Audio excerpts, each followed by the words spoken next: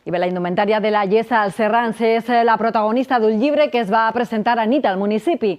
Una investigació que durant 5 anys ha analitzat teixits i peces que les famílies tenien guardades en arques i que representen un testimoni material de la història del poble. El llegat tèxtil de la Llesa està en les arques de cada casa que l'ha conservat i des d'ahir en una investigació que ha estudiat peça a peça a qui pertanyia i quin s'ho sostenia.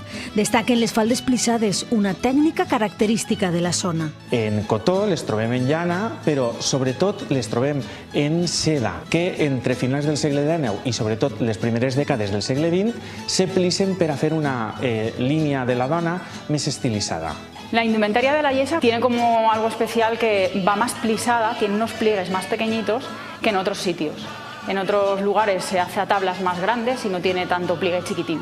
Com a peça singular podem destacar des d'una salla de drap, un refajo roig amb galons de metall dorats i després els cotons, els percals estampats d'un particular colorit. Un volum etnogràfic que documenta la indumentària tradicional dels seus avantpassats i que sobretot les dones han permès que arribi al dia d'avui. Popularment han sigut les dones les dipositàries d'esta roba, perquè han sigut elles realment les transmissores de toda esta cultura de la ropa popular. Yo las cuido como las cuidaba mi abuela. Lo tenemos en el arca, muy cuidado, todos los años lo sacamos, le damos la vuelta, le ponemos bolitas de alcanfor nuevas y así se va manteniendo. Amb esta desfilada que congrega tot el poble, es mostraren en moviment davantals espolinats, mantons de Manila, espardenyes, joieria de dona o anelles de faixa que utilitzaven els homes per fer una butxaca. Una herència rescatada que ja està negre sobre blanc i que els llesans no han permès que es perda.